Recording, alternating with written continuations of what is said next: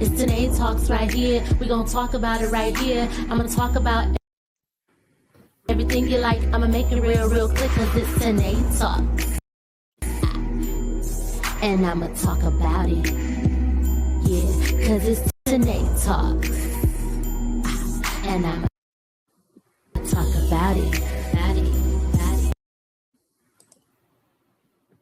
And welcome to the Tynee Talks podcast, the podcast that educates and entertains, the podcast where you come to laugh and learn. I am your host, Tynee, and today I have a real treat for my talkers out there because today's show is entitled Funny, Black, and Unapologetic, featuring the one and only Malcolm X of comedy, BlaqRon, hailing from Oak Cliff, Texas, because he said it's Oak Cliff with an apostrophe. You can't pronounce that K, because if you pronounce that K, then he knows that you are not from the area. I've been a fan of BlaqRon for so long. I've been following him for at least the past 5 years, and oh my God, he is just hilarious. Not only is he hilarious, he's brilliant. He just has like a social commentary that comes with his comedy, but also that makes him like extremely relatable. So without further ado, welcome to the show, Mr. BlaqRon.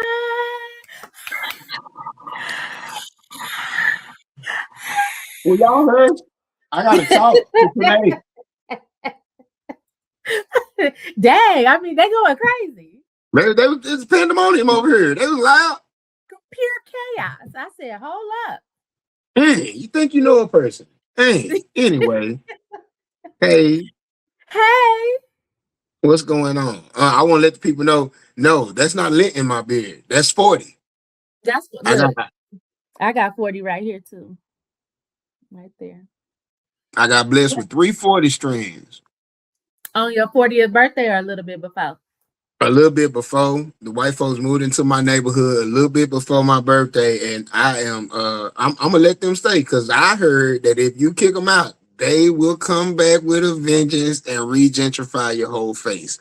So yeah. I'm gonna keep this a mostly black neighborhood for as long as possible. Yeah, my first strand came from stress back in COVID, and then it just multiplied. Yeah, that's what started. That's what started the decline, was a COVID-induced depression. But man, getting older sure don't help.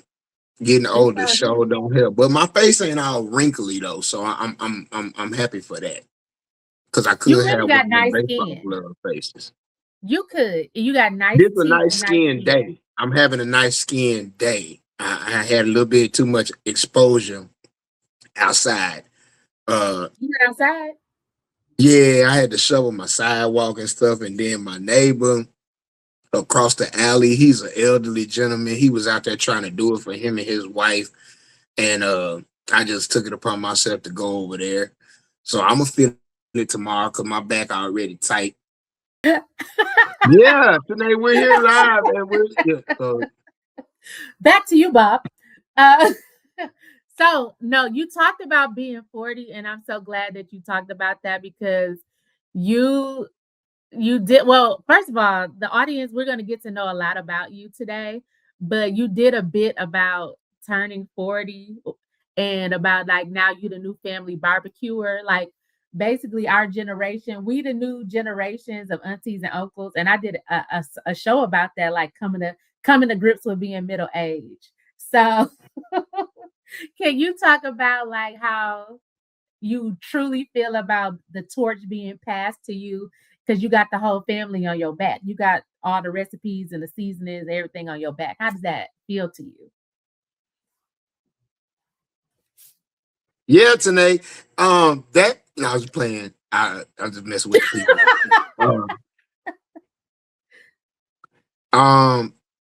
Okay, so first, I've been loving to cook and knowing how to cook since I was 10. So I'm no stranger to the kitchen. But it's funny to go from a help out position to you just look up one day and you realize you in that kitchen by your doggone self. I go in her room. She in there taking a nap. I'm talking about in the bed, tucked in. Ma'am, get up Yeah. and at least come look at me and not help. This is the same lady who wouldn't let me make my own ramen noodles when I was like 10 and 11 without coming in the kitchen and just standing there watching me. Talking, now you ain't gonna burn my house down. Ma'am, Right. since when did you give me all this trust? And then now see, this the cold part. It ain't so much that I got a barbecue, but I got to use my own seasonings. And most of the time, I got to buy the meat too. Ooh. And meat is $75,000 a pound. So meat ain't never been this high. They charging prices for meat that they ain't never charged before. I almost told my family, we eating what we killed this year. If you don't drag it over here to the house, we're going to have an all vegan Thanksgiving and Christmas. Man, when did ground beef get so high? Ground beef is high as hell. Everything is high as hell. You also said in that same bit, like, this ain't the grown up that you thought it was going to be. This ain't the grown I grew up for. That's my motto. This ain't the grown that I grew. When I was a kid, grown folks looked like superheroes. It looked like all you had to do was get grown, and then the world opened up to you. You get a car, you get a house, you get a spouse, a vacation.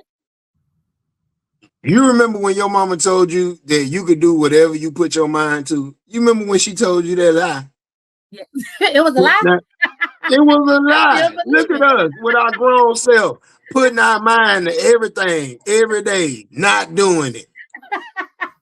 You think I ain't put my mind towards being president? I don't have these bills all stacked up because I ain't thinking about a better way to pay them. No, I done put my mind towards all type of things. You're right. Because I would be when I was coming up, I just knew that me and Megan Good was gonna be together. I put my mind on that. It's a possibility. As soon as Jonathan messed up, you and Megan can get together. I'm a nerd. Come on now. I love that. I love that you're a brother. I heard word on the curb is that you dibbled and dabbled in being a preacher at one point. I did dibble and I did dabble. I wouldn't even say dibble and dabble. I got fully ordained at 12. Really? Mm-hmm. So tell us, take me more into you being the little Jesus, because Jesus was ordained. A little Jesus is crazy. Put your hands together for little Jesus. Come on, little Jesus. Praise the Lord, saints. Did anybody come here to praise in the day? My name is Little Jesus. Yes. Come on, little Jesus. Tell us about. So you got ordained. What denomination were you?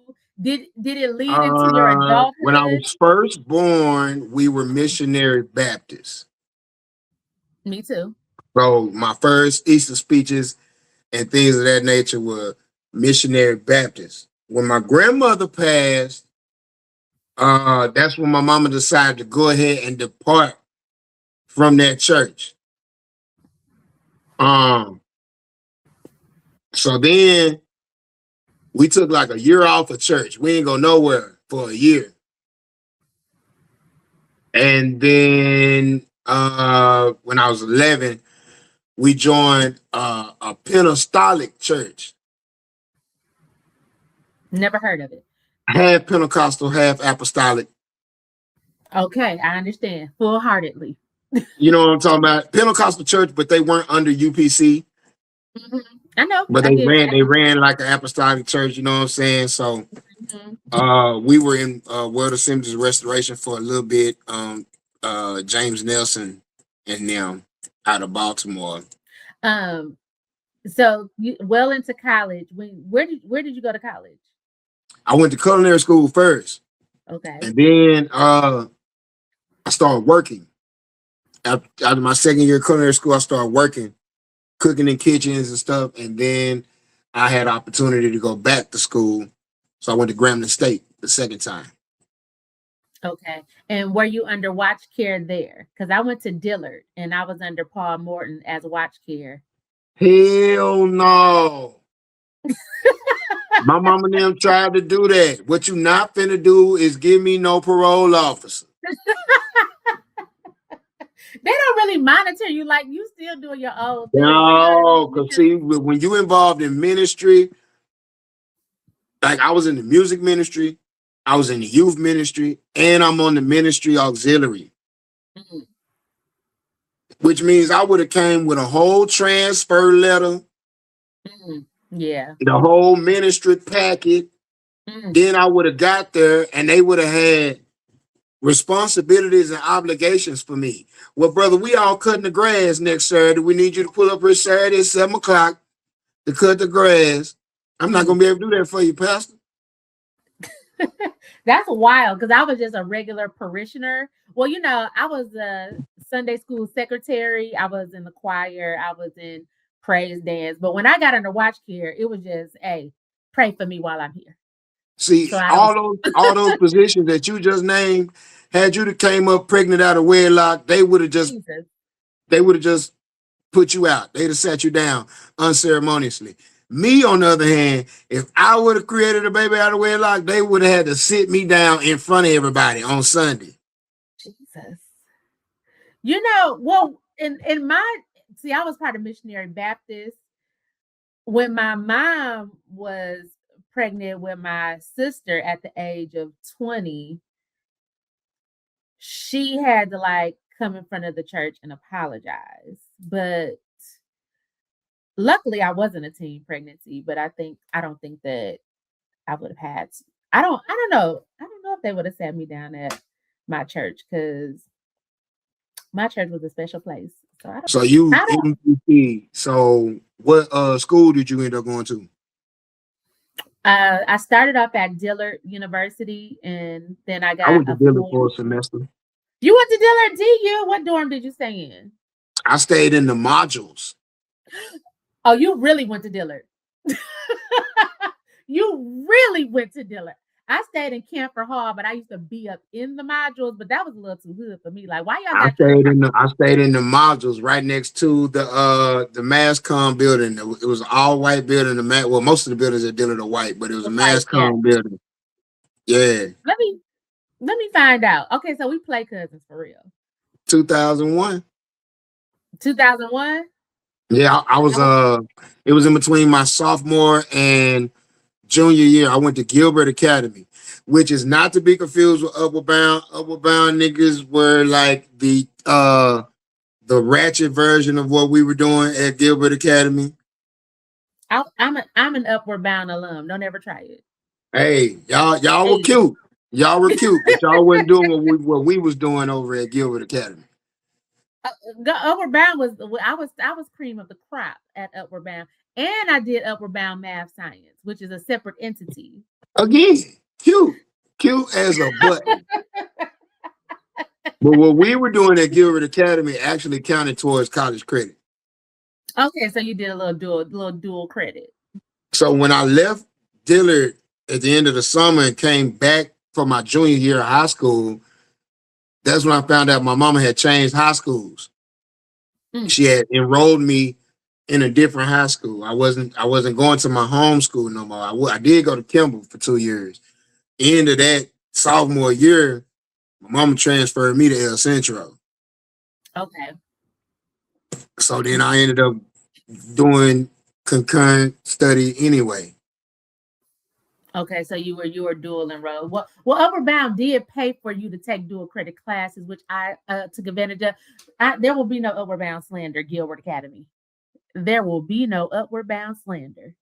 I didn't say nothing slanderous. I didn't say nothing slanderous. It's just that when people saw us and they be like, "What you doing?" And I'm like, "I go to school," and they be like,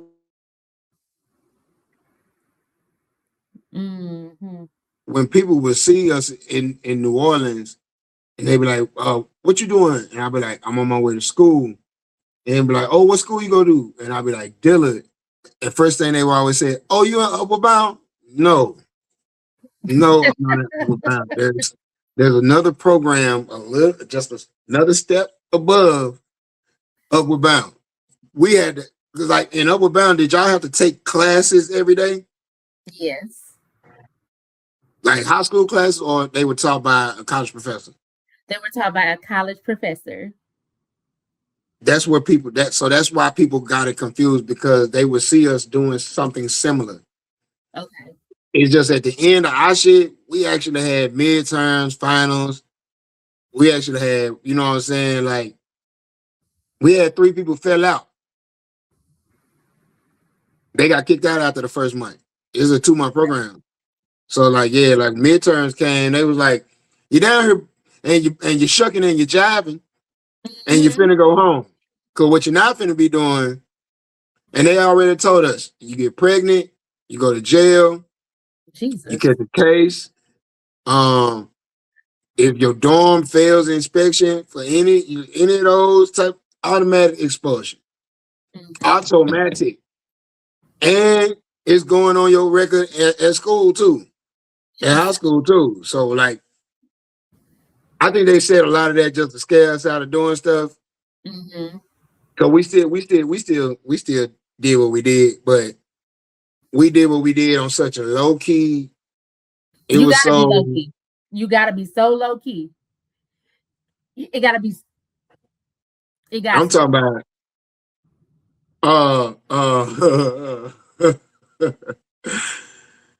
What A-Ball said. Tried to be solo, down low, hush hush, and low key. I gotta tell you this story. Okay. Tell you this story. So, trying to be hush hush and low key.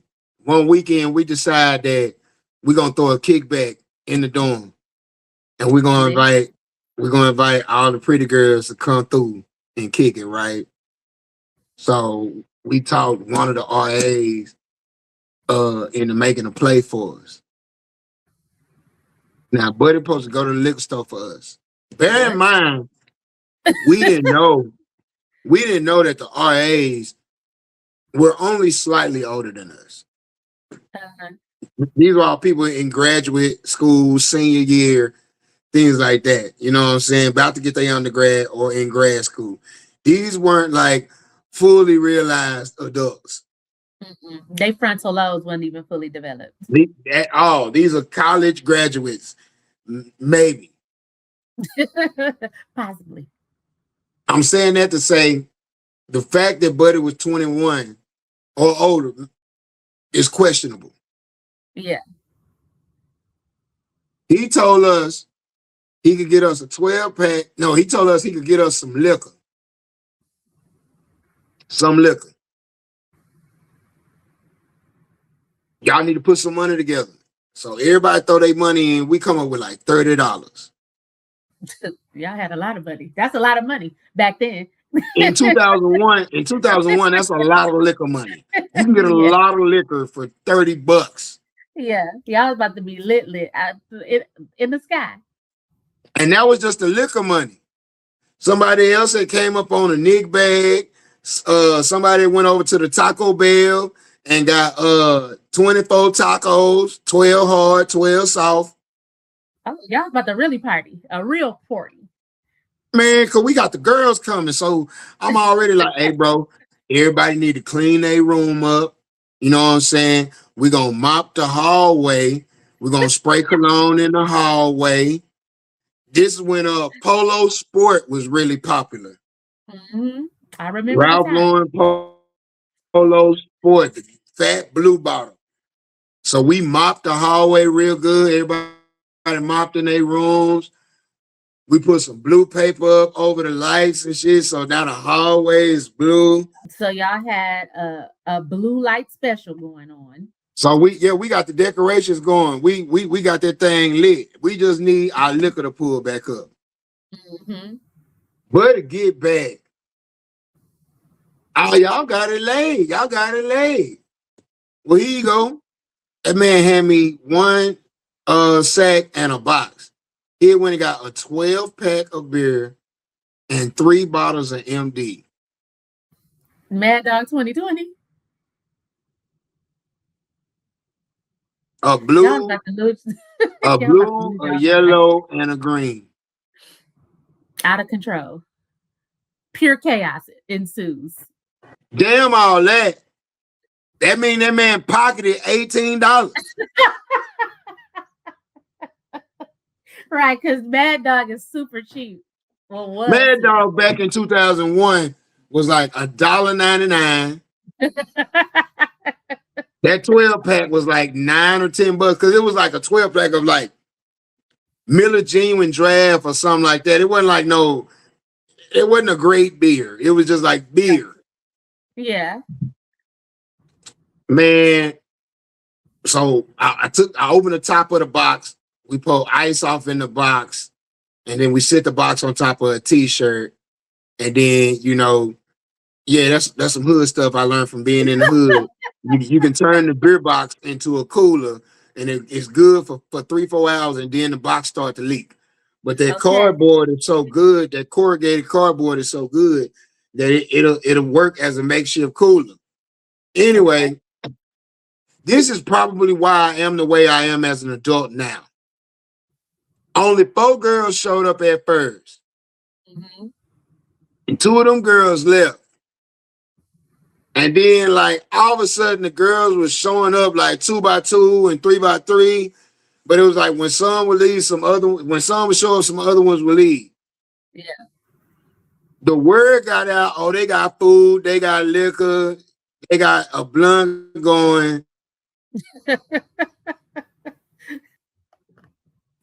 So to be perfectly clear, there was only one blunt rotating around this whole party.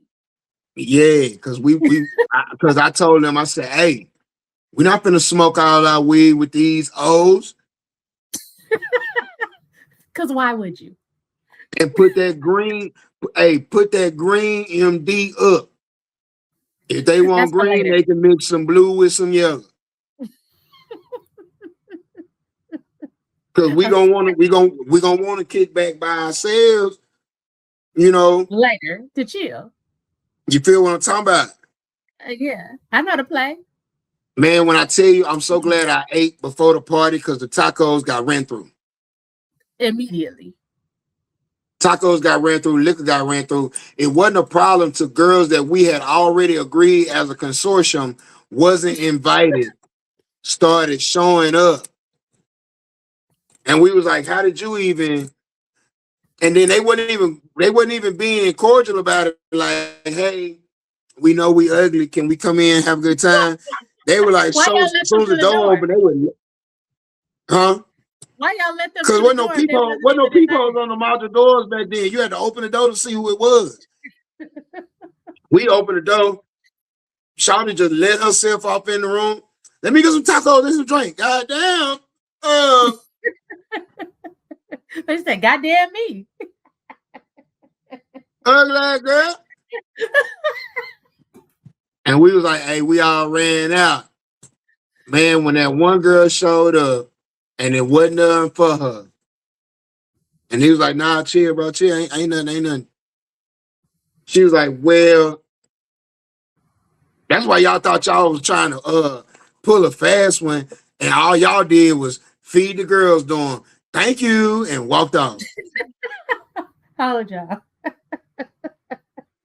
And I'm like, you trying to hurt our feelings because you didn't get a plate. You weren't invited. You were not. And you weren't invited to the function. But that had already dawned on me. Man, all these girls did was take shifts coming in here and finessing us out of all of our party provisions. Which is why by the time we got old enough to party for real, I was never, I'm going to buy you a drink to get the conversation started, or I'm sitting there with the guys and the girls over there. I'm finna send around for everything. When sections and shit start popping off, yeah, don't come your thirsty ass over here in my section They You can't have a with, seat. with the cursory conversation. Hey, how you doing? I'm Teresa, this my friend. Some girls don't even ask. They just let themselves into your section. Just so yeah, that was my little experience at Dillard University. Twas lit indeed. Twas rather lit. 2601 Gentilly Boulevard. So Come on. is it safe to say that's where your villain origin story started when you realized that we No, can't pay for these hoes? no, my billing origin story. It's funny because women always be like, "Who hurt you?" I'm like, "Well, that's being real dismissive of the fact that a nigga has been hurt Oh, because you still hurt by that nigga who broke your heart in high school, ma'am. You still talking about niggas ain't shit because of that. So allow me to be hurt if I was genuinely fucking hurt. Like, how dare you be dismissive of the first major emotional moment or heartbreak that I went through? yeah. What started my villain origin story is when me and my high school sweetheart broke up. She started dating my partner.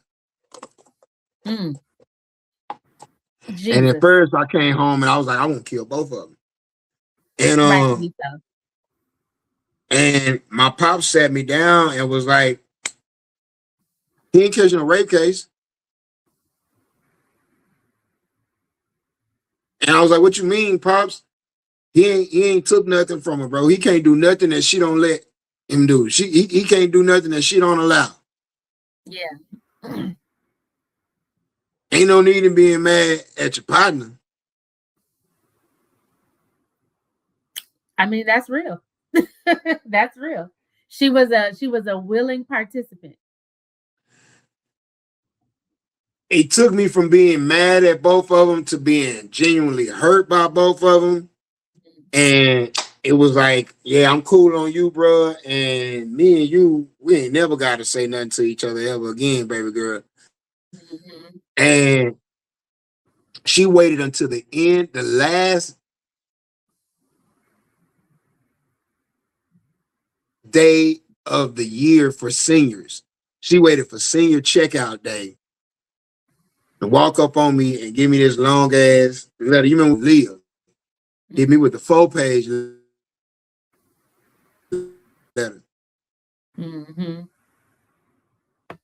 But by that time, like almost a full calendar year had passed. Yeah. And now you want to be sorry. Now you want to Save your spill your sorry. Save, girl, you better put the memory card in so you can save that sorry.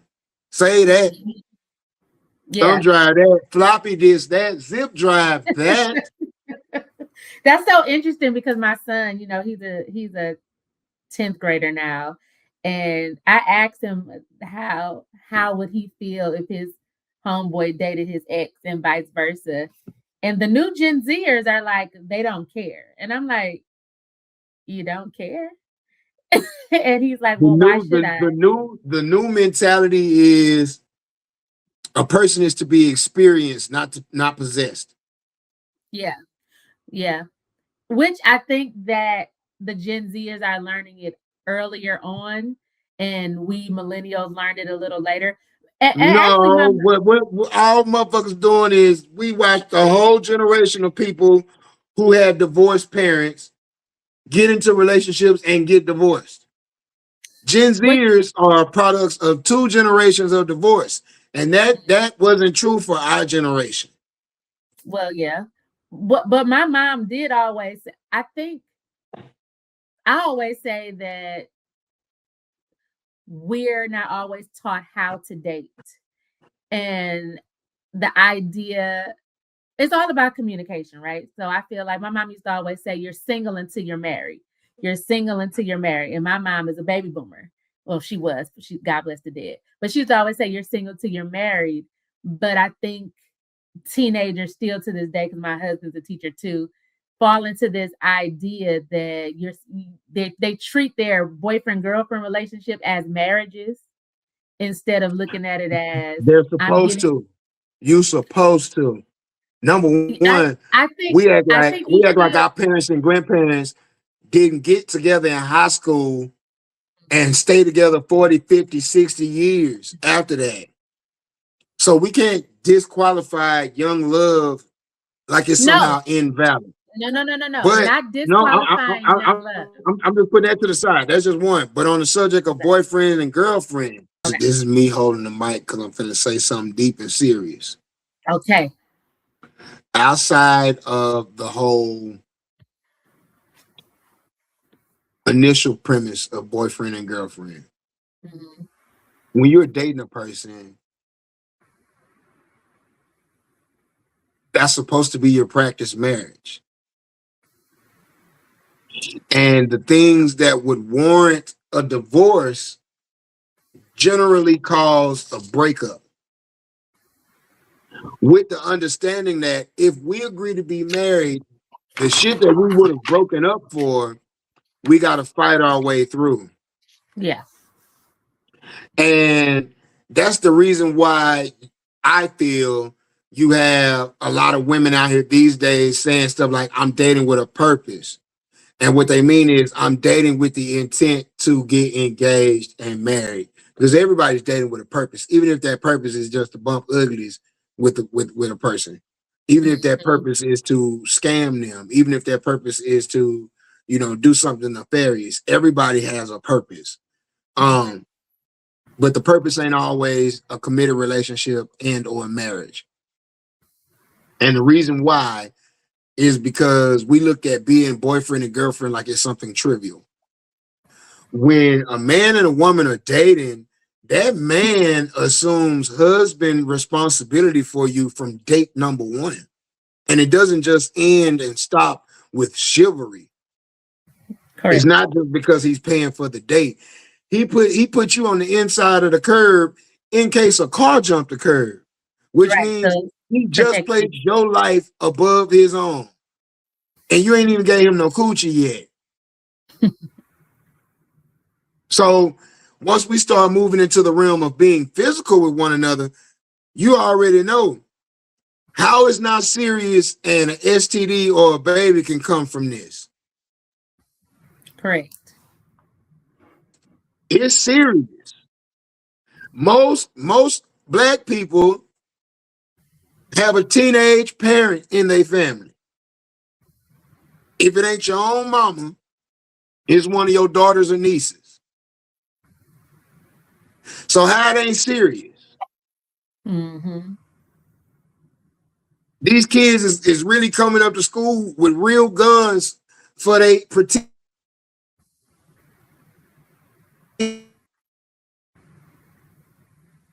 ops.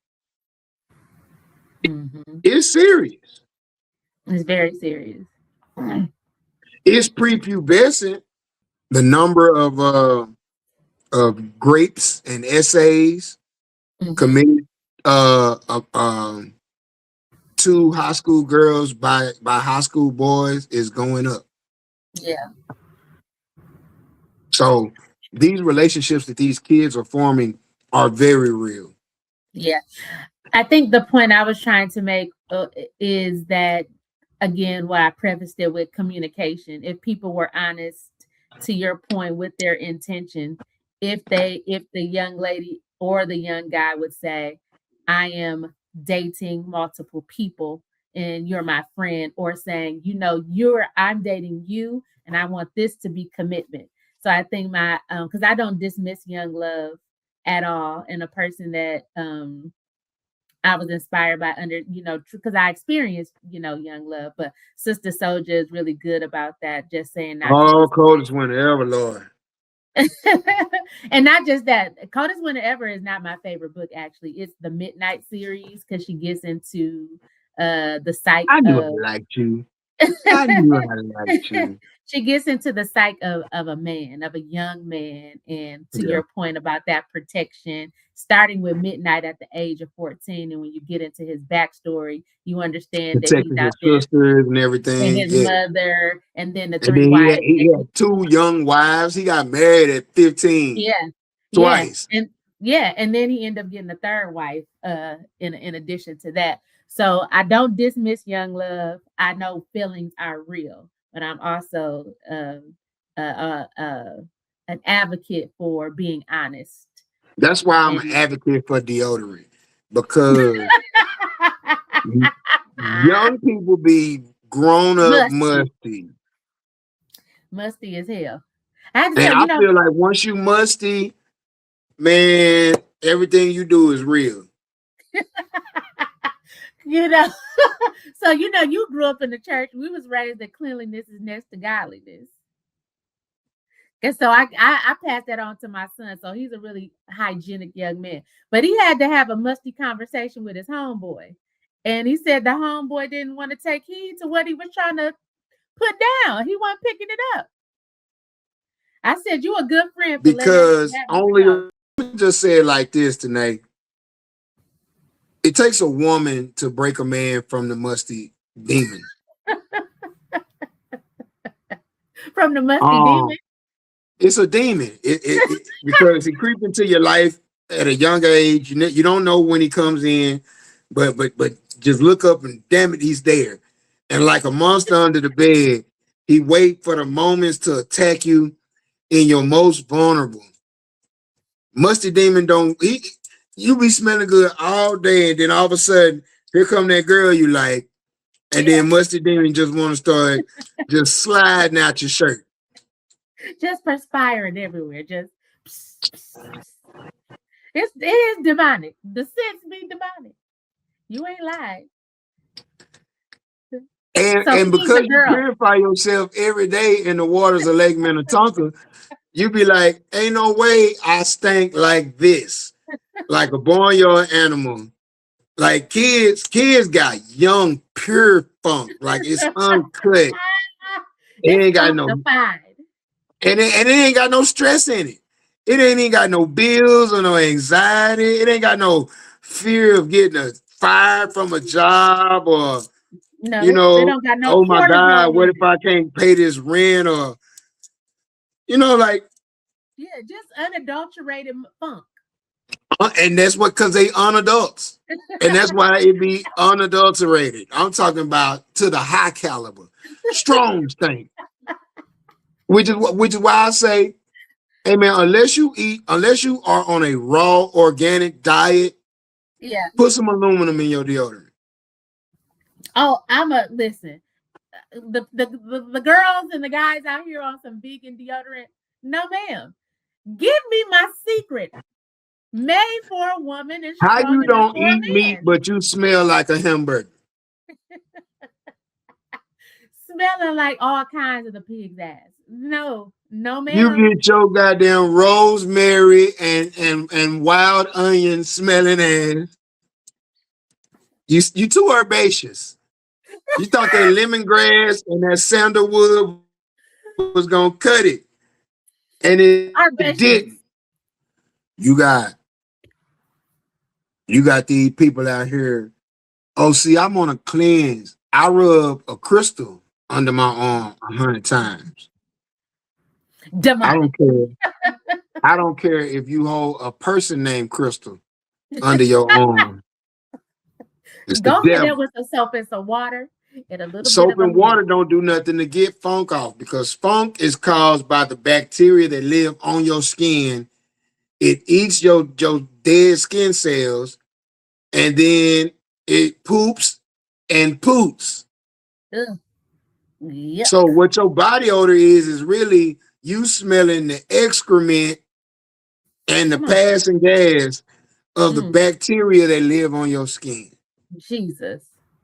And if you don't have a normal regimen, You got to drink the then chlorophyll every day.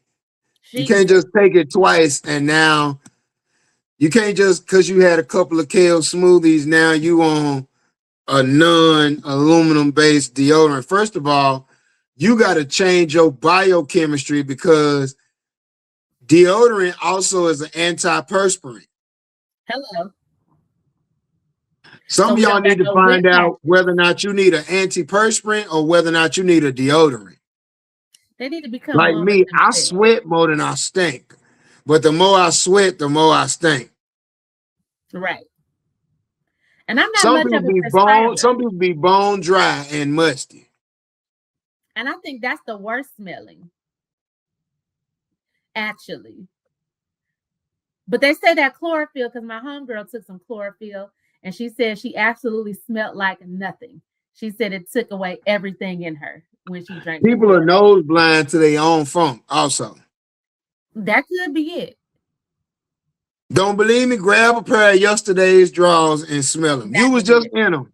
You was Not doing just it. in them yesterday. Not doing it. That's Cause like you if ain't you even got to take your bring finger. you ain't even got to bring them up here. As soon as they get about right here, you're gonna be like, woo!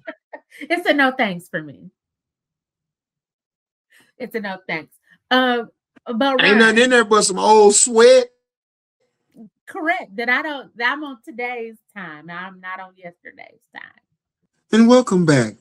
If you just joined us here on Tynee Talks, BlaqRon's signal keeps fading, but it keeps you guessing because you never know when it's gonna cut out. What was your next My, question? my producer gonna have a time in the editing room. I love that for him and us. Um, so how It's did gonna you be a know? good time. You are so brilliant. I could just tell from your comedy, because I've been a huge fan of yours Wait, for let me about. get fake Hollywood humble. Oh, thank you. Thank you.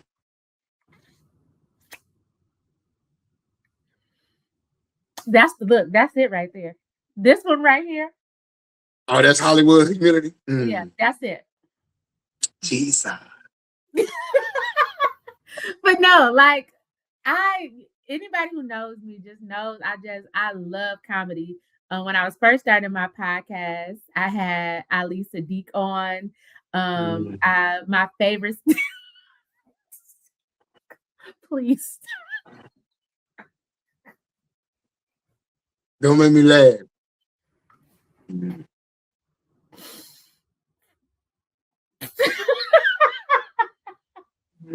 Please.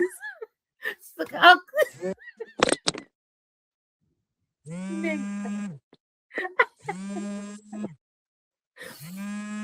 okay. Anyway, you know that you crazy as hell. And the I've seen you so many times, but one of the best that I ever saw you, we were at 1011 Corinth. I don't know if you remember that, but it was like an open mic night, and it was some terrible acts in there, and you came in there and you obliterated the room. You were blazing a dude. It was a dude who had on all white, like you blazed him so hard. Me and my husband was on the side. We couldn't breathe. That you just That was probably one of the nights I was going through something. So my writing style is I riff, aka I freestyle. I have a subject in mind that I want to talk about, yeah, but the joke hasn't formulated itself as of yet. It has no legs. It's yeah, just a floating head. So I'll take that floating head on stage and put a skeleton on him and some muscles. And sometimes we can even put some skin on him and some hair and some clothes and some shoes. Sometimes I walk off stage with a fully dressed joke. yeah, But for the yeah, most part, I just go get the bones and sometimes the bones and the muscles of that joke. But if I'm going through something, if I have something personal going on, I'm not able to tap in. I'm not really able to tap into myself like that. So I have to just be real reactive and very fivefold sensory. hmm, I don't get to tap into that sixth sense where the brilliant jokes live.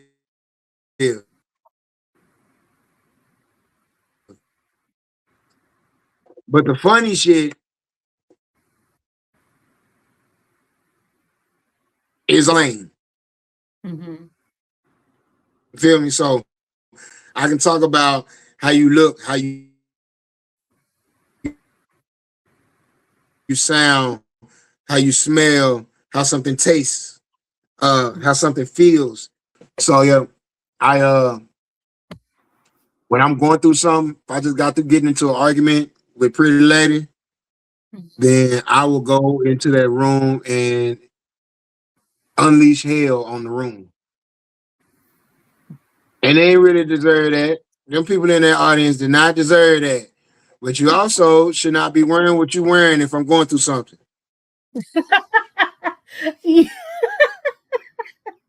Yeah, and like yeah, I could tell that that was a riff night, but I've seen you in your genius also, like you said, with a fully clothed joke. And so to that point, what's a joke that you have that just keeps on evolving, right? It has the bones, but over time you just evolve the joke to it's like at its ultimate stage. Oh, the end tables joke for sure. Mm-hmm. The end tables joke. By the time you see me do a joke on something like a televised production or chocolate sundaes or on a special, that joke has been revised no less than 3 times. But this the cold part about it. The first time it was a banger. And I was like, Yeah. but I can add some more to it. And then I come back and it's a banger. And it's like, but I can't tint the windows on that thing too. And I tint the windows on that thing. It's like, imagine a transformer with tinted windows and leather seats and rims and beating the trunk. That's Like, cold. yeah, I can also transform into a robot, but the car is souped up too. So yeah, it's that. Because when it comes to a joke, I feel like as a comic, you have to remain fresh in order to stay relevant. If you stop telling a joke in a certain year, before you bring that joke back, you need to brush that joke off. You need to go in and tell that joke to a camera so that you can go back and pick that joke apart line by line. Find out what's still culturally and socially relevant about that joke today. There are very few timeless jokes. That's true. For example, Kings of Comedy, Bernie Mac, his closing joke, no, not his closing joke, his high point joke. Talking about his nephew and the short bus driver keep pulling off on him. Oh, okay. I know what you're talking about. No, before Milk and Cookie, he keep teasing me. That joke. Yeah, okay. You know, the bus driver pull up. He say, "Hey, boy, you gonna get on the bus?" And my nephew say, "Ha." Yeah. Yeah. You remember that one? I know what you're talking about. So, where the hell was I going with that point? You were saying about things being culturally relevant based on year by year. Boom. So, if Bernie was to tell that joke now, he would have to say, "My grandson." There ain't no way you got nieces and nephews unless that's your grandniece, grandnephew, great niece, great nephew. There's no way, because you say my sister's oldest boy.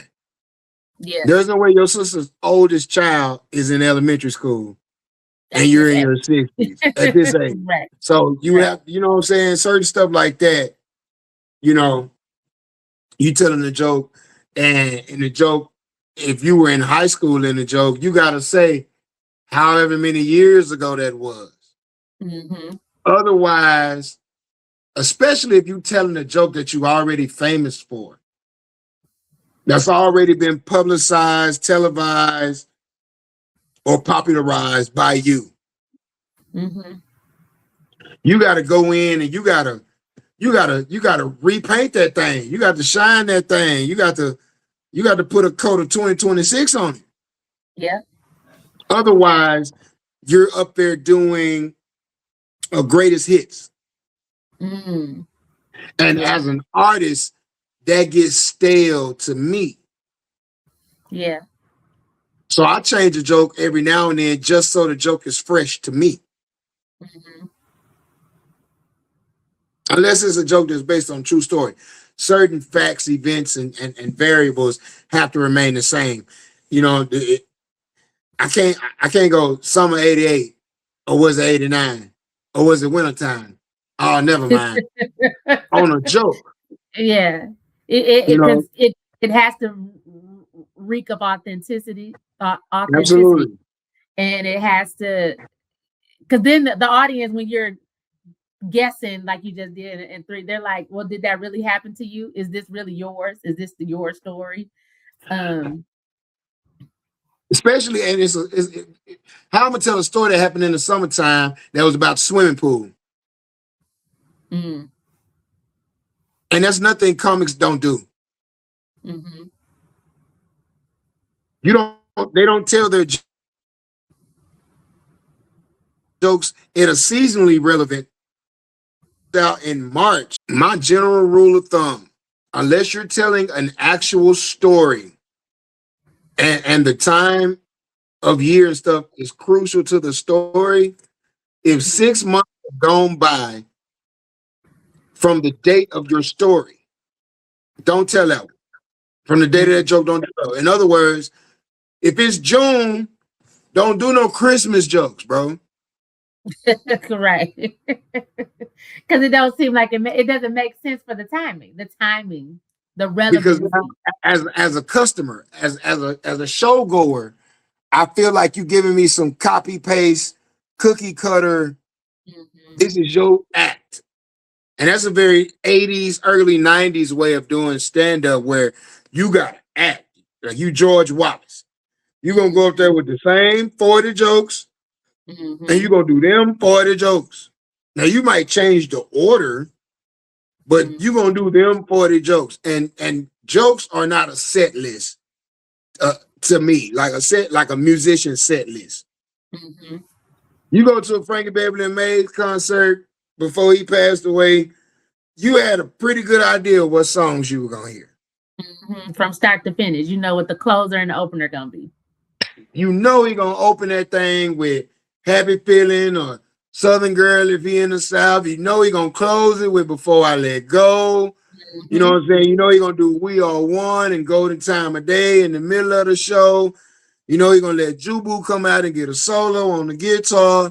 You knew these things were gonna happen. Yeah. You might not know the exact order, but you knew. Matter of fact, you pissed off if the 7 songs you want to hear ain't on the set list. Right. But I feel like with comedy, it being unpredictable makes it the energy. The energy makes it like I didn't know he was going there with that. I didn't know he was about to, because how you graced the stage with brilliance and like a surgical precision. Like we never know that you had to go this way to get to the legal. You know what I mean? You got this way about how you do it, and that's what makes it brilliant. That's why people are laughing and falling out their seats. You know what I mean? Thank you. As I give you your flowers, because I love comedy so much. They always talk about the difference between a white room and a black room, and they always saying like, black people, you gonna know if you funny because we that's how I am. That's the type of laugher I am. You gonna hear me laughing about 3 buildings over, and that's the type of comedy that I love. Like my laughs are genuine. You get a laugh out of me, it's a genuine laugh. I've always noticed that there's three type of black people that laugh really loud. That's really attractive people, really confident people, and really ugly people. They laugh with all they might. Yes, it did. Yes. Because yeah, there's nothing. I don't know what it is The about it, only but people it's that just, hold their laugh in is people that don't feel too sure about themselves. yeah, unconfident people. Like, I'm sitting in the front because I don't care if you're gonna riff on me. Actually, I want you to make me laugh even harder. Yes. You know what I mean? But you got the Miss Seeleys of the world that's, doing this, First of that, like, all, no. if I'm making you laugh hard enough for your shoulders to bounce and you cover up your mouth on me, Yeah. I already know that you're a toxic person because What? because that means that you can't be transparent with the person that you're in love with, the person that you're in a relationship with. You guys yourself, you guard and shield yourself from the people that you're supposed to be the most transparent around because you're having a truly vulnerable moment. You are laughing so hard, your shoulders is shaking, but you Yeah. don't want nobody to see you laughing. How That's dare you awkward. experience this much joy in Yeah. secret? What do And you you think is already know holding that them back? your currency for me telling these jokes, I need to see your tonsils. I need to see your back teeth. I need to see your chin. That's how you let me know I'm funny. You need to see the little dangly thing in the back of the throat. You need to see the whole thing. I need that. Just like you need this laugh to get over whatever you're going through, I need to visibly see that I'm giving you what you need. I'm Yeah. very egotistical like that. I'm a selfish lover that way. I need you to shout it out. Don't hold it in. Hmm. You the greatest, is the best, is the baby. Thank you. Is it like Thanos for you? Like you're collecting your infinity rings from the laughs? Like you Absolutely. need it to like power you up? But see, you have to realize what I do is incredibly draining. Hmm. What fills me up is the validation when I play the evening back in my head and I go back through and I start running through those snapshots every time I lock the eyes with somebody. It's like that's my validation. Yeah. Every time I'm sitting over here feeling like, man, do I really have enough to take it to the next level? Do I really have the talent? Do I really have the fortitude? Am Hmm. I really what people want to hear? When I start having those questions and doubts and disbeliefs about myself, that what girds me to keep me going are those unspoken, concrete connections I have with people. Hmm. Yeah. I know that just like I made somebody choke on their food and get rushed to the hospital, I know that Jesus. I kept somebody from taking something or cutting themselves Yeah. or, or you know what I'm saying, grabbing the gun. I kept somebody from hurting themselves. I know that somebody lost a loved one and they watched my videos to get over that hurt. Yeah. And I'm one of those people. I've had a lot of loss in the past 10 years. I don't want to lie. Mm. But nigga. And you're part of my rotation of comedians, that Mm-hmm. I'm gonna go to get to get my joy back, to restore. Mm. This how you're a humble thinker. Mm. So yes, you do have the fortitude to take it to the next level because you are absolutely nuts. I love that about you, that you're crazy. Um, so you know, you you're from Oak Cliff, and you said don't pronounce the K because you can't trust people that pronounce Now the I look K. like old boy off Star Trek.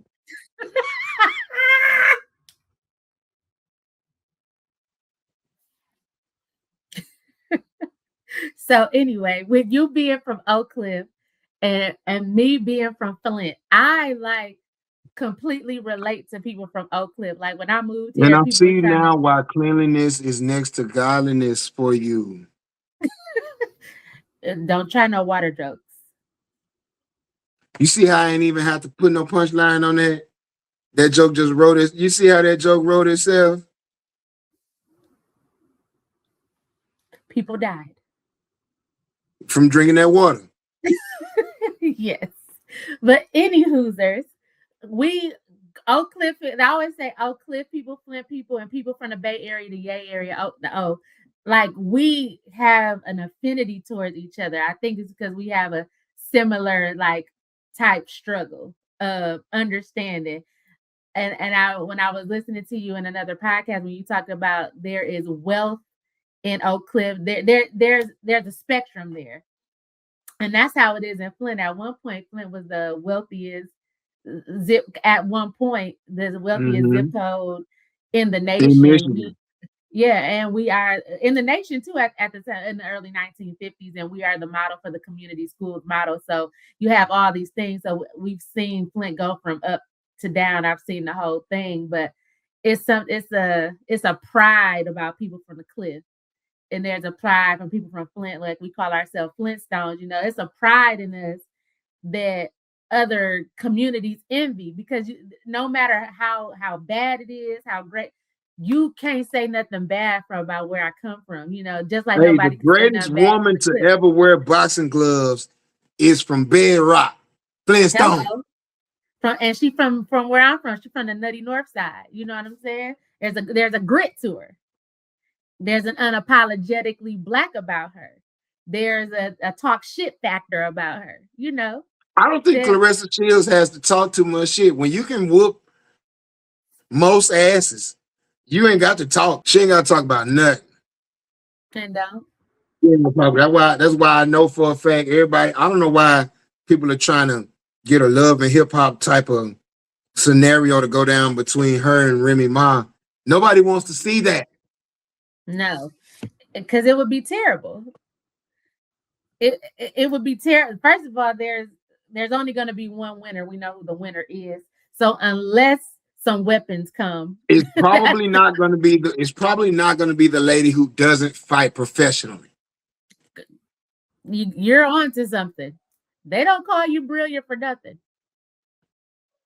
So I'm just saying, like, I don't know why people feel like it's going to be a Jake Paul, Mike Tyson type situation. It's not.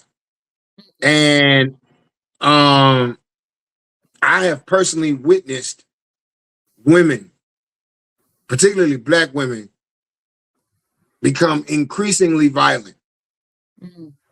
Like, sisters used to just whoop each other ass back in the day. Now they beating the blood out of each other. They want to open each other heads up, cut a girl face open, like beat her till she's shaking, stomp her out.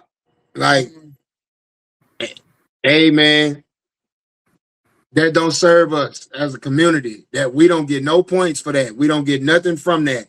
From these two grown ass women, one of whom is like 10, 15 years older than the other. We don't need them beefing and taking it to a violent place just so it can be on a 72-hour news cycle and the whole world move on after that. No, we don't need that. No. And that's an important piece for young people to understand. The 15 minutes of 72-hour fame that they're looking for that's going to be an imprint into their digital footprint for years to come, and the moment has passed, but that's stuck with you. You know what I mean? It's terrible. 72 hours. That's all you're going to get. Everybody hurt. And every now and then somebody going to wear your t-shirt, or they'll put a remembrance post up or a throwback post. But for the most part, 90% of the people who got RIPU in their mouth gonna stop talking about you forever after 72 hours. Yeah. Just on from artist to artist, I want to say rest in peace to Z the Wizard. I was unfamiliar with the young man and his music until what tragically happened. But just as a Dallas artist to another Dallas artist, he was beginning to create a name and a legacy for himself that I hope far exceeds and outlives him. And to his family, I hope they are receiving the solace and the comfort and the support that they need. And to the city, we must do a better job of taking care of our own.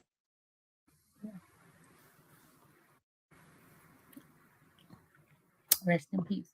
I just have like 3 more questions because I know you got things to get to. So how did you pin the moniker Malcolm X of comedy? Comedian Celebrity. Celebrity the Comedian gave me that moniker one night after I did a set at Legends, which is the club where I started. That's where I got my bones in comedy. And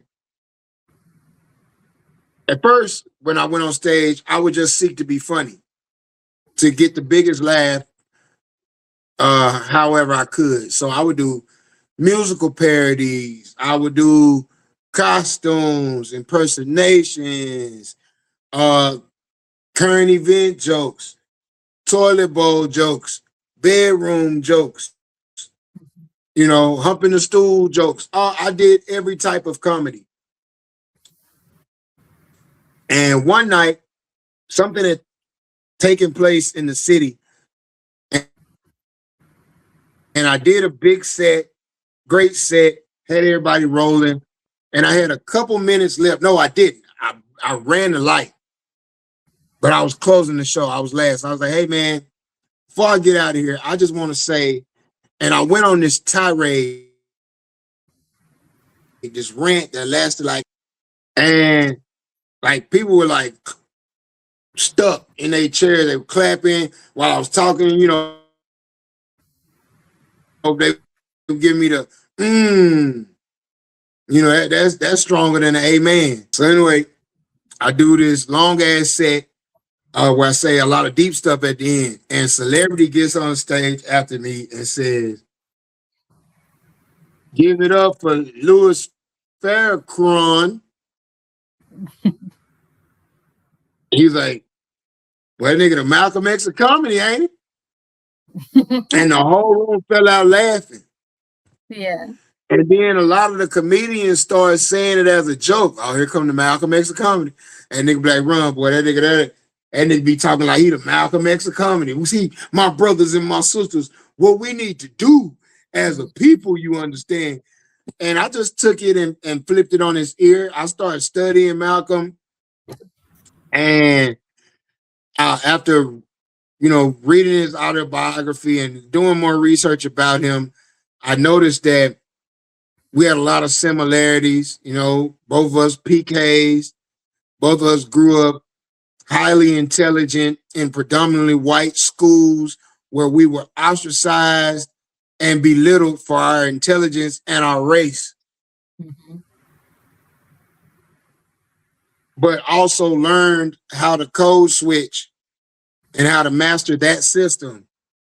Went off, kicked it on school campuses and stuff, and around white folks, got into a life of crime. Mm-hmm.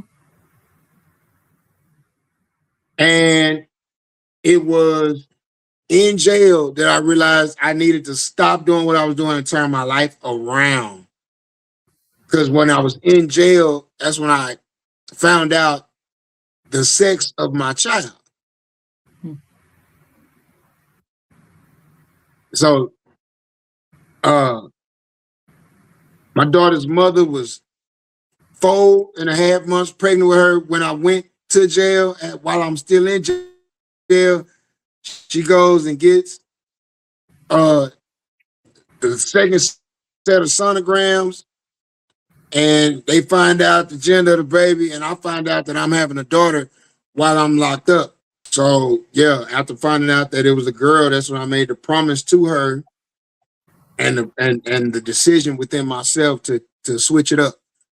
I had to change a whole lot of stuff around because I couldn't be responsible for another statistic, another fatherless Black girl. Respect. So I took what was meant to be a roast and turned it into a tag. And then I got stamped by Dick Gregory. And after that, nobody could tell me that I couldn't call myself the Malcolm X comedy, because here was a man who was arguably on everybody's Mount Rushmore, who was close personal friends with the man, telling me that if I'm going to wear his name, then not to put no smut on it. That's right. It's a large mantle you're placing on your shoulders by calling yourself that man's name. Don't throw no dirt on his name. Uplift his name. Make his name bigger if you're going to wear it. So, yeah, I take the Malcolm X of comedy seriously. It's the reason why I stopped doing anything to get a laugh. It's the reason why I don't do certain types of comedy, why there's certain jokes I won't tell, why you won't see me put the dress on. There's reasons why. There's reasons why I won't support art and freedom of expression when Black comics are doing self-disparaging material or white comics are doing bigoted and prejudiced rhetoric. Yeah. I don't give a damn how funny your Black joke is. And that go for the Tony Hinchcliffes of the world, that go for the Joe Rogans, and they go for the Gary Owens too. And everybody in between. Mm-hmm.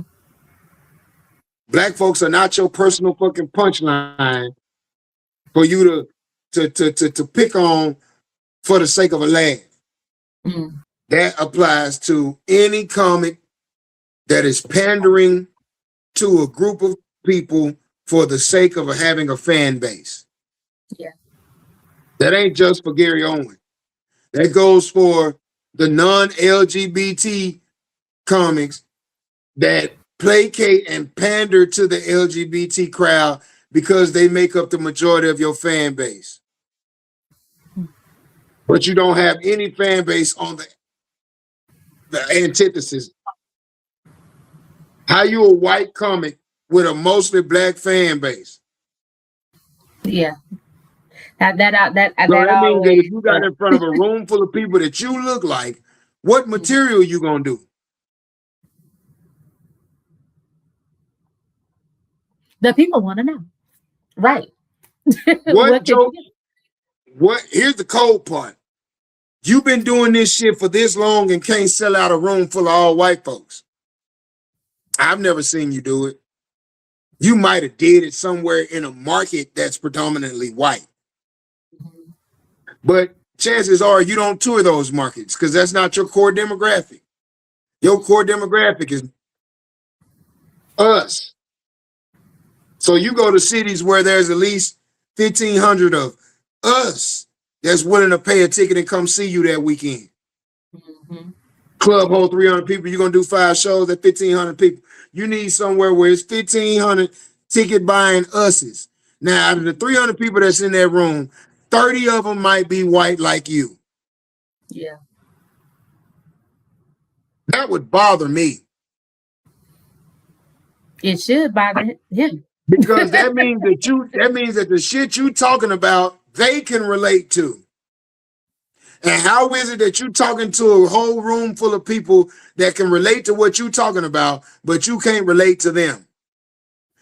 That's like me as a straight man doing a room full of all white lesbians. Right. I'm a straight Black man doing a show now, which is not to say I haven't been booked and done shows where there were lesbians there, where there were white people there, where there were women there. But I'm saying if I was to walk into a room and 80 to 95% of that room is white, lesbian, female, that is not a room that is going to inherently relate to what I'm talking about. I would have to go out of my way to curate an act full of jokes that are agreeable to that demographic. Mm-hmm. Yeah. Which means I got to change everything about me. I got to turn my straight Black man self into something that the white gay females like, or become a pseudo version of a white gay female in order to pander to them. What are the chances that what I'm doing on that stage is genuine? Exactly, because and even in his experiences, like he wasn't raised in the hood. You know how like there's always like that one black white guy that's raised in the hood with black people. He wasn't even raised in the hood with black people. He was raised with like In a genuine trailer white. park with other white people that did not like white people. I guarantee you he grew up around a whole bunch of Negro hating white people. He has said that his ex-wife even said how I his dad. guarantee you he used to say nigga with a hard R before he got to the military. I guarantee you. He come from that Copenhagen long cut chewing tobacco type demographic. For sure. I've Now, never I just want to say this. How is it that you as a person can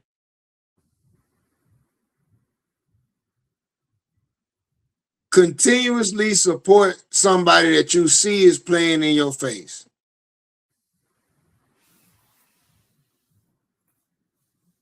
If I went to a LGBT show and kept on doing this parody of a man in drag, I'm not really a member of the community, but I find what they do to be hilarious.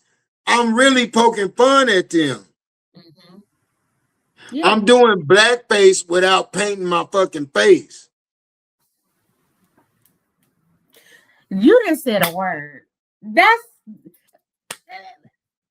Y'all gotta quit letting these people come into our community and do this proverbial blackface. Y'all let music act come in and do auditory blackface. They do black ear. And then y'all let these Instagram models and shit take pictures and they do black body. Oh, they take our y'all let these athletes come on. You wouldn't let a person that called themselves a Satanist preach at your church on Sunday. Nope. You wouldn't let your vegan cousin make the ribs at the family barbecue. Ain't doing it. So then why do we allow non-black people to fill black therapeutic spaces? Jesus. Well, it ain't me, but the first step to me being a qualified therapist is I'm probably going to have clientele that look like me. If I was a therapist, the best therapy I could give would be to other black men from the South. Which is not to say I couldn't find it in me to be that resource for other people. But what I'm saying is there's something intrinsically, innately synced up between us. Black people can just look at each other and without saying a word, we can communicate.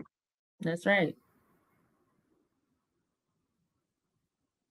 Black folks say shit like, God is good. All the time. And unless you've been around black folks, you don't even know what to say. That's right. And you don't know what to say because you ain't black enough to know. Nobody had to teach you what to say. You was just at church one day, somebody said it, you realize that's what everybody say. Okay, the next time they say that, I'm with y'all. Yeah. Yeah. Now, Ron, this leads me to my. Nobody had to teach us a lot of things that we know as black folks. Yeah. I be busy, but he can't outwork you, boy. And can't. Now, And what were you about cannot. to ask me? I was gonna say, and then we'll get into this one and one last question. What's one Black experience you'll never joke about? One Black experience that I will never joke about.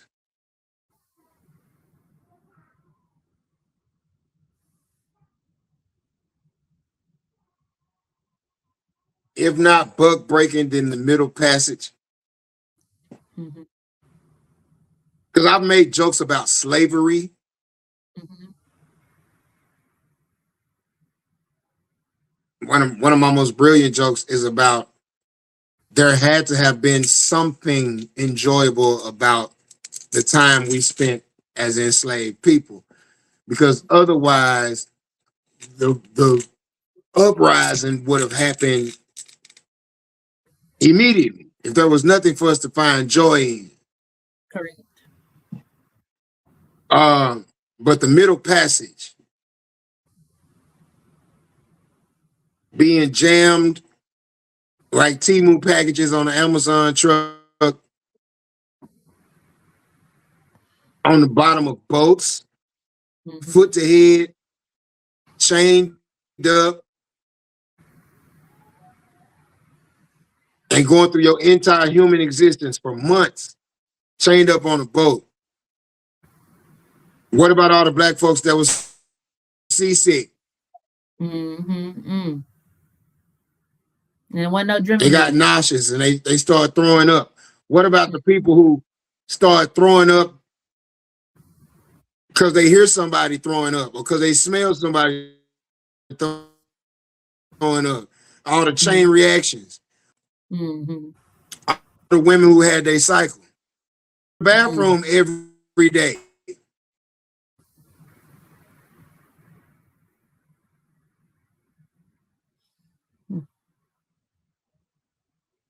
You know, every morning, this woman wake up with a loose titty Mm-hmm. and can't even put herself together, can't even tidy herself up.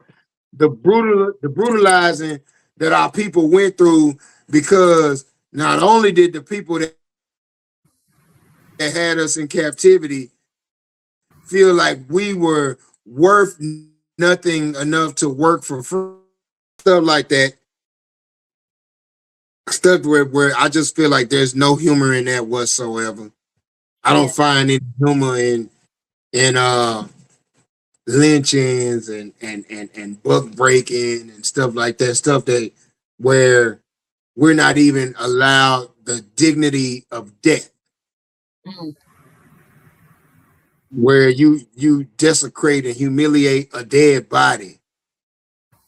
Like, come on, man. Yeah. We live That, in a that we live in a world where we can say, out of all the things they did to Emmett Till, shooting him in the head was the least of them all. yeah. I don't find nothing funny about that. So I'm hard pressed to find a joke about it. There's certain stuff that just ain't funny to me. Sexual assault, dead babies, stuff like that. Like, nah, man. Yeah. And there has to be a line. I know people say, comedy is therapy. It's supposed to be therapeutic. It's supposed to be medicine. And medicine can't work unless you first identify where the pain is. I understand all of that. But I'm just speaking as a person that has that's not my personal testimony. I don't find nothing funny in that. Now, if you went through something traumatic and you want to get on stage and talk about it as a way of healing yourself and providing healing for others, have at it. Yeah. But I ain't never been a woman a day in my life. How dare I make a joke about the fear that a woman feels from being brutalized or the trauma that she lives with after that? Then I go on stage and make light of it. Yeah. No, bro. I got a daughter, I got a sister, I got a mama. Mm-hmm. There's too many black women that I love. The majority of my team is all black women. Yeah. Pretty lady black. So no, man, everything ain't meant to be made light of. That's right. Yeah. And Especially more so given than the that, that's imagery. just me as BlaqRon saying it. But that goes for if you don't belong to a certain group of people, then talking about that group of people's experiences and traumas probably ain't something immense. Get your mouth off of that group of people. Mm-hmm. What's the one joke you've never found funny? One joke I never found funny. Yeah. And then I want you to tell me something that you've always found funny. A joke that I never find funny, and I know it's because I have a wound there. So sometimes when you have a wound in something, it's just not funny. Um, I don't like jokes about um I cheating. Mm. But that's because there's a wound there, and also it depends on who's telling it and how it's being told, and it Also, you depends don't on mind when a woman do a joke about no cheating. no no mm-mm, mm-mm. No. It could be a man, but it has to be a particular character of that particular comedian. Do you get what I He got mean? to be he got to be gay or the one being cheated on. No. No, it's no. Make it make sense. So Okay. he got to be what? He got to lose in the end of the story. The wife got to get her get back.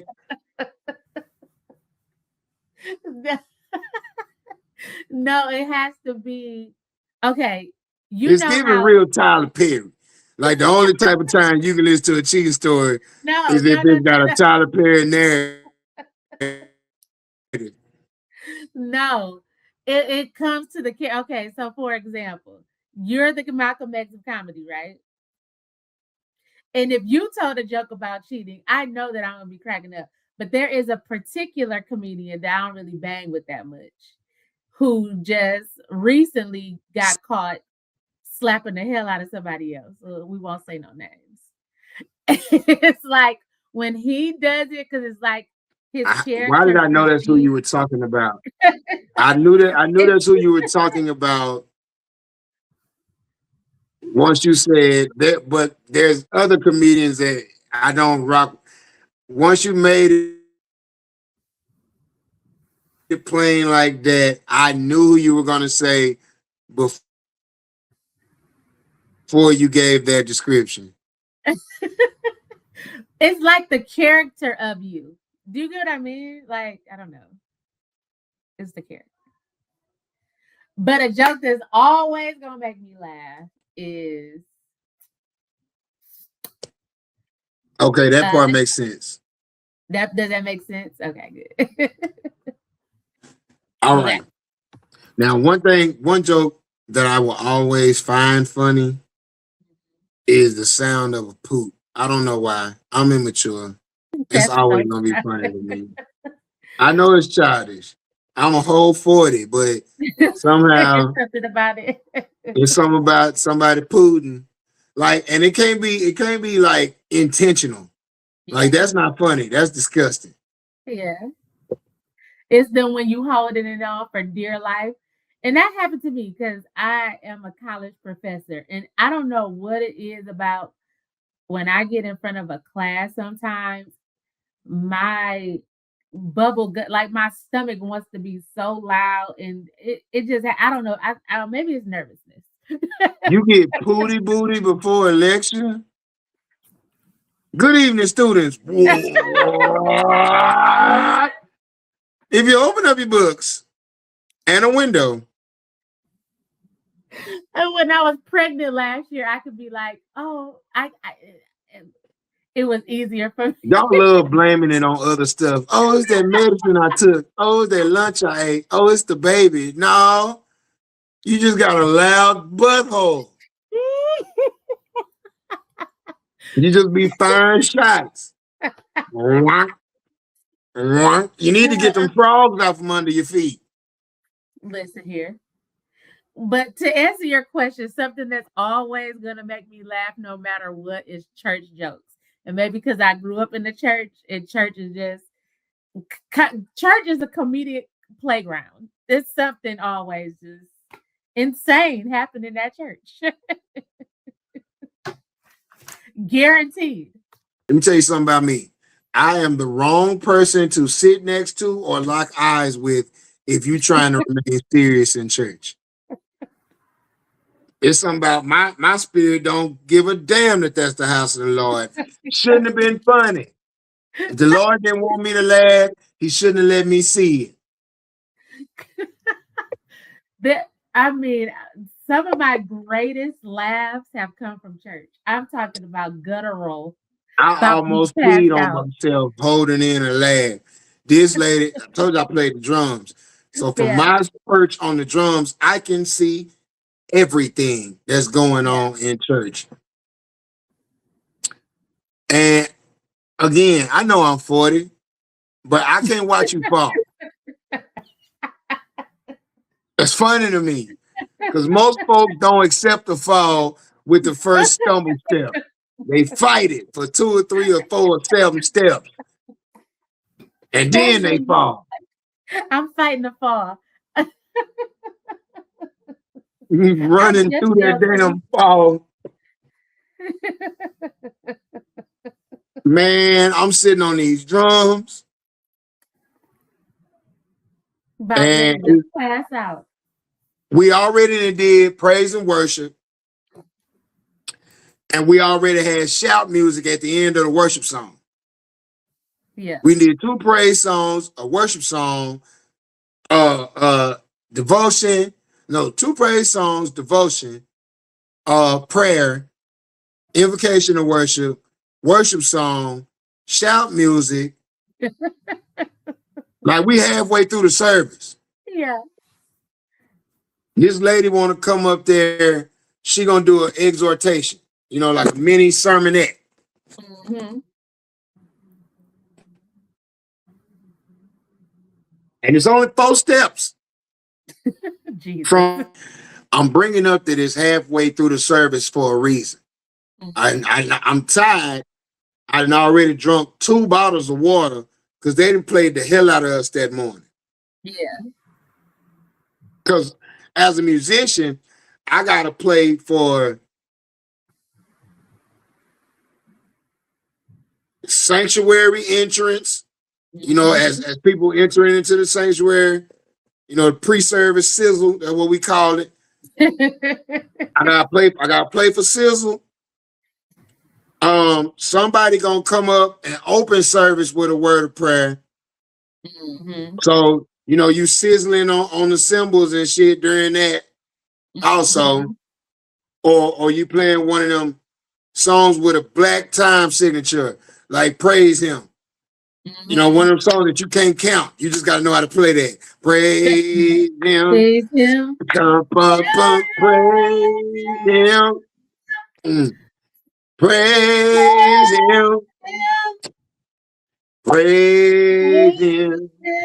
Oh, no, Jesus. Bless His name. One of them. That don't count. Okay. That don't count as praise and worship. Even though they made from the rising of 3-4 times. Right. Sometimes they get happy on that part, and then the person leading it from the rising up, from the rising up, the sun. Yeah. We might do that 4 times. I love a good reprise. Keep it going. No, don't be reprising, because now I'm already starting to mustify, and we only 12 minutes in the service. Especially they want to throw 7 Jesuses on the end. Jesus. Say it again. Jesus. Yes. What's his name? Jesus. And we finally get the blessed Savior. They want to hold that. Blessed Savior.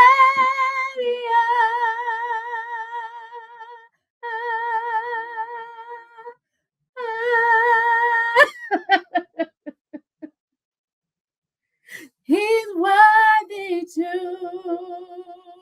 be praised. And Hallelujah. y'all ready to start church? Somebody say amen. All right, turn it over to the praise team. And now I got to earn my money. I play. You said what? I said exactly. You got to really get into it. Like, cause these are songs that that we the band been learning. These this either the popular shit or the new shit. These are songs that make you be like, oh, that band was good. Yeah. Then we did 2 songs. Mm-hmm. Then they come to prayer. Then invocation of worship. Then we do a worship song, which is get through doing that. And then, see, this is the part that really pissed me off. People be talking about, see, you got to leave room for the Spirit. Hey, man, the Spirit was with us at all our rehearsals. Hello. The Spirit was with the person that put the program together, the order of service. The Spirit is back there working on the AV team, the cameraman, and the sound guy. How all of us on one accord, but the Spirit just happened to drop something in your spirit that made you want to deviate from the program that we all had together. Right. It sounds like one of us ain't in the spirit and it ain't nobody back here. Sounds like it's you, ma'am. Sir, ma'am, it just feels like it. So I don't like that. So now we done played two praise songs, did prayer. No, let me go back. We done did opening prayer, which how you come out of devotion into, you know,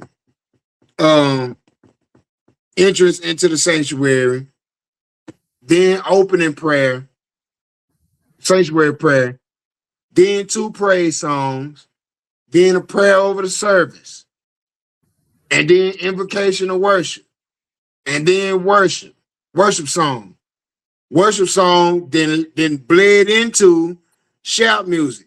Now I told you, church I went to was Pentecostal. Mm-hmm. Them niggas want to shout you out your drawers. Good 5-10 minute aerobic exercise. They trying to have Jesus return immediately. No less than 100 BPMs. Right. No less than 100 BPMs. Mm-hmm. As a matter of fact, at a real black church, 100 BPMs is slow. Mm-hmm. If you don't believe me, try to put a quartet beat behind Staying Alive. It's gonna be way more better. Boom, boom, boom, boom, boom, boom, boom, boom, boom, boom, boom, boom. Well, you get down that way, you might welcome. Yeah, that's slow. That's slow. If everybody starts shouting to that beat, that's slow as hell. That ain't shouting. That's dancing for the Lord. That's cutting one for Jesus. That's cruising. Shout music started at 120 at a real black church. Mm-hmm. And then here come this nigga every time that ain't in tune with the service. Everybody say yeah. Yes.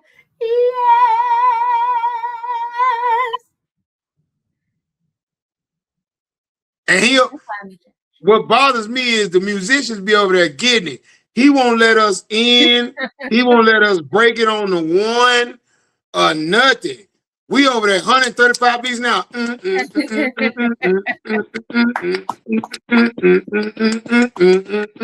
Everybody say yeah. Yeah. Come on, y'all. Come on, musicians. Come on, musicians. No, you come on, nigga. Come on with the bullshit. Yeah, let me tell you In something. Jesus' name, come on with that bullshit. Jesus said it too. Yeah, and it's in the red words too. I think it's in the book of Amos. It said, and God spake unto them, and Jesus said unto them speaking. No, and Jesus spake unto Jesus of Nazareth, spake unto them, saying, What'd he say? Man, come on with that bullshit. I felt it in my spirit. I know that was a word from the Lord. You got to read all the word. You didn't read the word. That's why you didn't know that what he had said, but he has said it. You can't skim through it. You got to read it. You got to read, huh? 2 Timothy, 16th verse of the 2nd chapter. Yeah. Not the 15th. Everybody say the 15th. Tell me what it say on the 16th verse. Yeah, what is that? And then after that dude got up there, this lady came up there to exhort. Now, usually, you know, testimony service, you're supposed to just get the mic down there. You ain't supposed to bring your ass up in the pulpit. It's supposed to be passed around. And somebody humbled her, and I believe it was the Lord. Because he was tired of the bullshit. He was tired of that bullshit, as he had commanded his son to say and to speak unto the people. She walked up there all grandiose, like she was that and important. Yeah. And I told you, it's the ground. And you know that first step ain't really flush with the ground. It's just a little bit above the ground. First step, second, third, and then that fourth step is the pulpit. You actually in the pulpit. Mm-hmm. She got on that first step, and she just still in the spirit and stuff. And she took that second step all grand and slow, and took that third step all grand and slow, and got ready to take that fourth step, but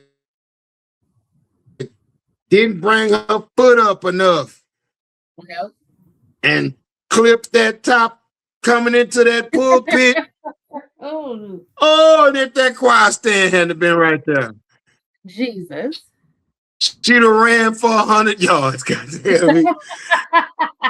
I say Jesse Owens or Marion Anderson. You know how a track runner looks? Yeah. When they come up out the blocks? Like, yeah, I know the position. Yeah. That's how she looked. It just went like head first. Just right into that choir stand. Now, when you're running as hard as you can, just because something in front of you don't mean your body just gonna stop. No, because it got that momentum behind it. That she throwed up her hands to catch herself like she was gonna run and shoulder press and then come up out that motherfucker. No, ma'am. Those hands was just ceremonial. Them hands served no purpose. That lady stumbled, threw her hands up, and then ate all that choir stand. In front of everybody. Embarrassing. Now, you know, when a woman falls in church, the whole church go, woo, and they get up. All the brothers rushed over there to get her. You know, because the way she fell, that ass might have been out a little bit. Might have showed a little booty for the Lord. Because she was downstairs, hut running. She was in a full tuck. I know that lady severely hurt. But my body don't give a damn. And you was chuckling. Oh, you just fell with all your might. Yeah. Yeah, you couldn't even get your testimony out. And I saw the trip. Yeah. That led into the stumble. That led into the fall. Yeah. I wasn't no good when I seen her trip.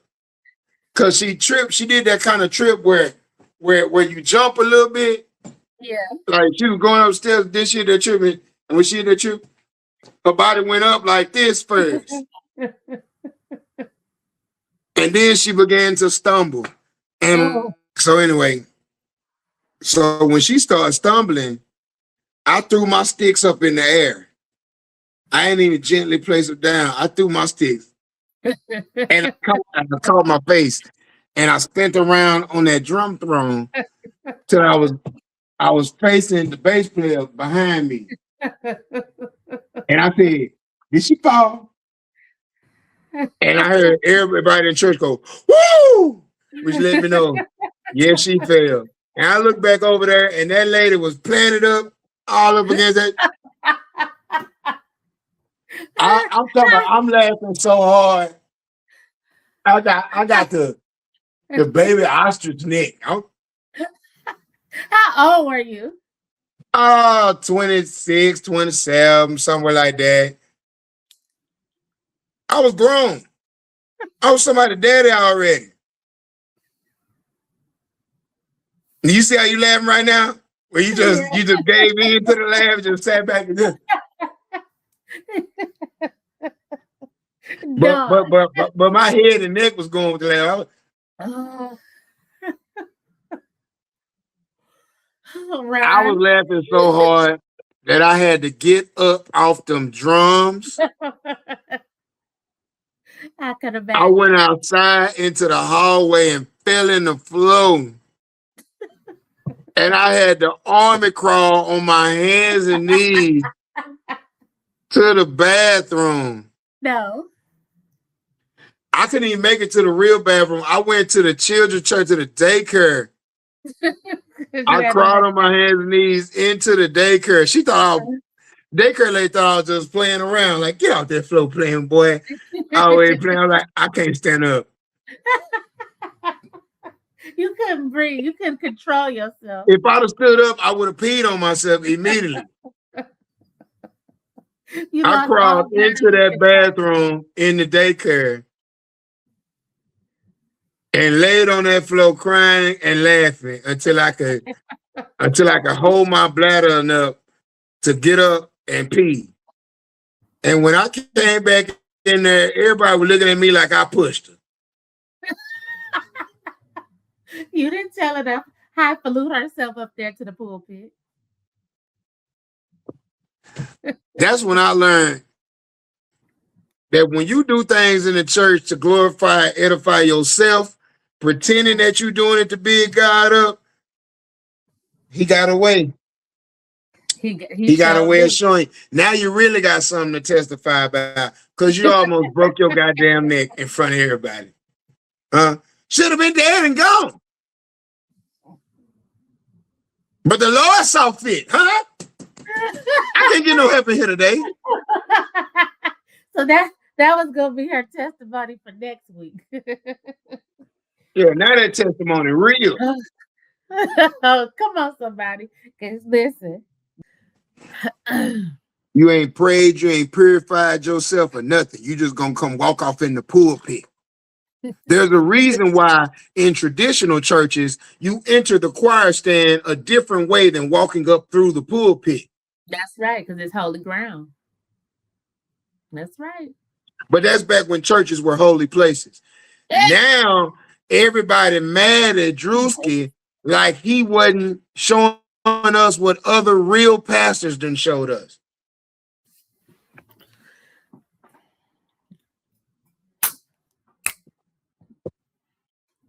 Speak on it.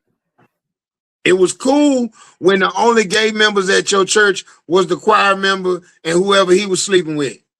Mm. And that one lady who visibly gay, and that alto that dressed like a woman, but they be coodling and schnoodling. You already know I know.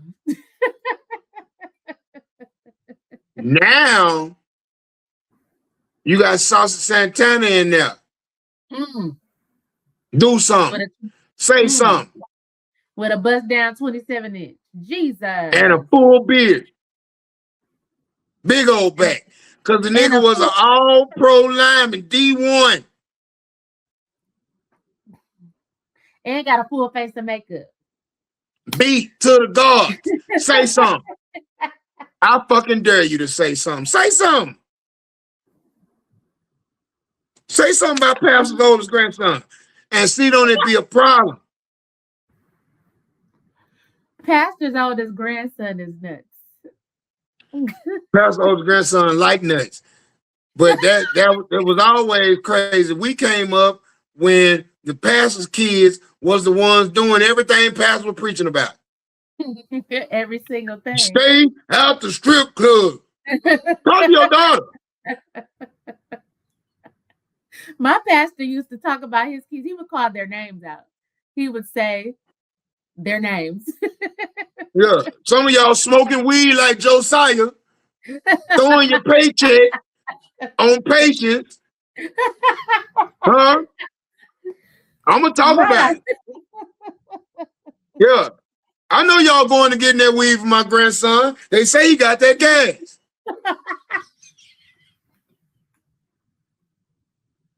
Huh? I'm going to talk about it. What the streets saying? He got that gas. Yeah. What they say? What they call it? Loud pack? Yeah. They say he got the loud pack. But I don't see you loudly serving the Lord. Oh, he's serving the customers, but won't serve God.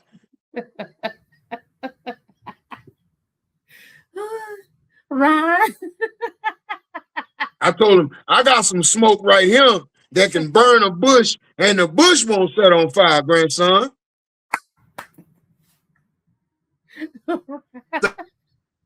Ronald. We're going to have to rebrand. If church is going to be successful in the future, y'all going to have to rebrand. Yep. Oh, yeah. Yes. Please ask me so we can go. Okay, this is my last question. What's the biggest lesson comedy has taught you? The biggest lesson that comedy has taught me. The biggest lesson that comedy has taught me is something that I learned in 7th or 8th grade, which is I talk too much. My mouth is going to continue to make room for me and get me in trouble. And when it comes to comedy, don't say nothing that you ain't willing to say 1,000 more times. Be that a joke, an opinion, an insult, compliment, it don't matter. Because if it hits a person's ear the right way, they're going to ask you to say it again and again and again. So don't ever attach yourself to any fleeting thought or emotion, because you're going to make yourself look stupid when you're asked to repeat it and you no longer feel that way. Mm-hmm. Or when you ask to repeat it, but now you're having to repeat it in front of the very group that you're talking about. Or when there's an opportunity that you miss behind some things that you said, and you could have said it a long ass time ago, and that may not even be how you feel anymore, but somebody is going to hold that against you.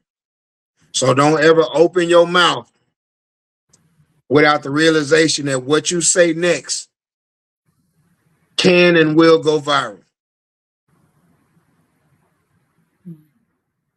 And it will be used against you in a court of public opinion.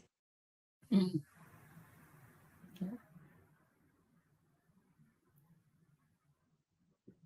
Well, goddamn me. Mm-hmm. That's the real tea right there. Yeah. What the girls be doing? Clock it. Well.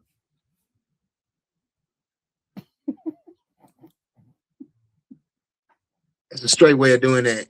Watch it.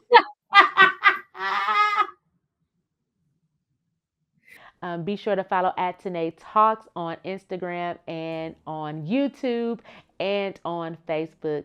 Don't forget to hit the subscribe bell and make sure you tune in to Tynee Talks, the podcast that educates and entertains, where you come to laugh and, of course, learn. Thank you. Talk about it right here. I'm gonna talk about everything you like. I'm gonna make it real quick, cause it's Tynee Talks. And I'm gonna talk about it. Yeah, cause it's Tynee Talks. And I'm gonna talk about it.